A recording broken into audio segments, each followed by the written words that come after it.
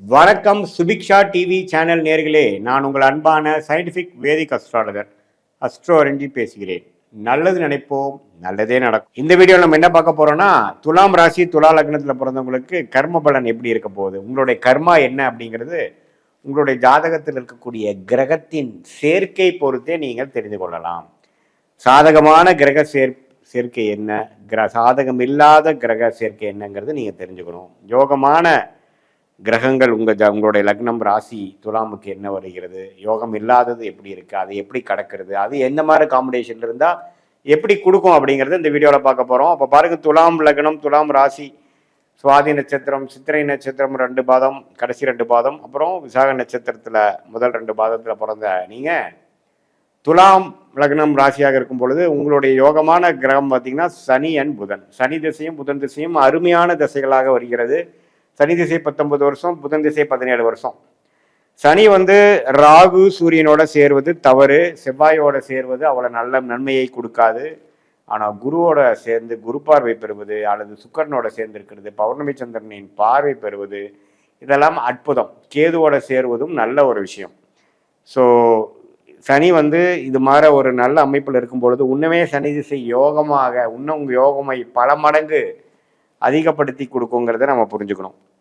அதே மாதிரி புதன்கிற கிரகம் குருவால் திட்பலம் பெற்று பௌர்ணமி சந்திரன் பார்வையில பெற்று அதே சமயத்தில் சுக்கரனோட சேர்ந்து இருக்கும் பொழுது அற்புதமான ராஜயோக பலர்களை துலாம் லக்னம் துலாம் ராசிக்காரர்களுக்கு கொடுப்பார். ஆனா புதன் செவ்வாயோட சேர்ந்திருந்து ராகுவோட ஒரு 15 டிகிரி 10 டிகிரி சேர்ந்திருந்தா கொஞ்சம் அதோட காரத்துவமாகிய படிப்பு சார்ந்த விஷயங்கள், தந்தையார் விஷயங்கள், நல்ல பேச்சு திறமை, டாக்குமெண்ட் ரிலேட்டடான விஷயங்கள், ஐடி சாஃப்ட்வேர், இது மாதிரி விஷயத்துலாம் கொஞ்சம் பாதிப்பு வரும். ஆனால் ஓரளவுக்கு யோகமாக இருக்கும் பொழுது அந்த துறையில் நல்லா மேலே வரக்கூடிய டெவலப் ஆகக்கூடிய அமைப்புகள் இருக்குது. ஸோ ராகு சனி சூரியனோட சம்மந்தம் இருக்காங்கிறது பார்த்துக்கணும். புதன் ராகுவோட சேர்வது தவறு, சனியோட சேர்ந்தாலும் கொஞ்சம் குறையும் அதோட படிநிலை. அதே மாதிரி செவ்வாயோட சேர்வதும் அவ்வளோ நல்லதில்லை. இதே மாதிரி குரு சுக்கிரன் பௌர்ணமி சந்திரனின் தாக்கம் பெறும்பொழுது அற்புதமான பலன்கள் இருக்கும். சனியும் கொடுப்பார், புதனும் கொடுப்பார். ராஜயோகம் பல மடங்கு நன்றாக வரும் அப்படிங்கிறத தெரிஞ்சுக்கணும். அது வயசு நல்ல ஒரு 25-30 வயசுக்கு மேலே சனி திசை புதன் திசை நான் சொன்ன மாதிரி ஒரு அற்புதமான ஒரு கிரக சேர்க்கையில் வரும்பொழுது அற்புதமான பல நன்மைகளை கொடுப்பார். நம்ம துறையில் நம்ம முதன்மையான ஒரு நபராக கொண்டு வர கொடுப்பார் அப்படிங்கிறத நம்ம தெரிஞ்சுக்கலாம். ஸோ இது ஒரு பொதுவான ஒரு அமைப்பு. சனி புதன் அமைப்பு எது மாதிரி சாதகம், எது மாதிரி அமைப்பு சாதகம் இல்லைன்னு தெரிஞ்சிட்டோம். இதே அவயோக கிரகம் துலா லக்னம் துலாம் ராசிக்கு என்ன இருக்குன்னு பார்த்தா குருங்கிற தசை ஜாதகருக்கு நல்ல ஒரு அமைப்பை கொடுக்கக்கூடிய அமைப்புல இல்லை. ஸோ குரு பாருங்க அவயோக தசையாக ராசியாதிபதி லக்னாதிபதி சுக்கிரனுக்கு பிடிக்காத ஒரு கிரகமாக வருகிறார்.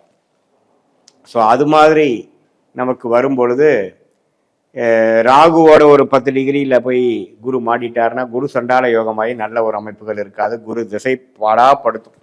ஆனால் குருச்சந்திர யோகத்தில் இருக்கார், குரு செவ்வாயோட இருக்கார். அப்படிங்கிறப்போ செவ்வாயோட சேர்ந்திருக்காருன்னா நல்ல விஷயமாக இருக்கும். கேதுவோட சேர்ந்திருந்தாலும் கேல யோகமாக நல்ல அமைப்புகள் உண்டு. ஒரு அவயோகத்தை சில படி குறைப்பார், நம்ம பிரச்சனைகள் கொடுக்காமல் ஓரளவுக்கு சுமாரான திசையாக கொடுப்பார். அப்படிங்கிறத நாம கர்மாவின் அடிப்படையில் இந்திய வேதத்தோட அடிப்படையிலான விஷயத்துல நம்ம புரிஞ்சுக்கிறோம். கிரக சேர்க்கையில தான் கர்மா வருதே ஒழிய எந்தெந்த கிரகம் எந்தெந்த இடத்துல இருக்குதுங்கிற பொறுத்து வரல.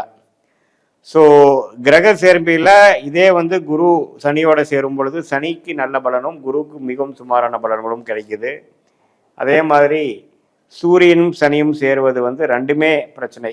பித்ருகாரகனாகிய சூரியனும் பிரச்சனையாகிறார், சனிங்கிற யோகமான கிரகம் பாதிப்புள்ளாகிறார். அது பலன் கொடுக்க முடியாமல் தந்தையாருக்கும் ஜாதகருக்கும் பிரச்சனைகள் கொடுக்கிறார்.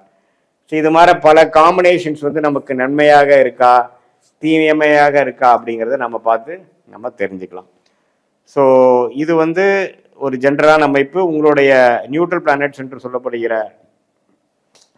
செவ்வாய், சூரியன், சந்திரன் அது மாதிரி கிரகங்கள் பார்த்தீங்கன்னா ஒரு சுமாரான பலன்கள் கொடுக்கும். அவர் கொஞ்சம் நல்ல சேர்க்கையில் இருக்கும் பொழுது நல்ல பலன்களாகவும் உன்னமே பாதிப்புள்ளான இது மாதிரி அவயோக காம்பினேஷன் இருக்கும் பொழுது உன்னமே பாதிப்புகளை கொடுக்குங்கிறத நீங்கள் தெரிஞ்சுக்கங்க. அது என்ன பாதிப்பு என்னங்கிறதெல்லாம் ஒரு தனி வீடியோவில் நம்ம பார்க்கலாம்.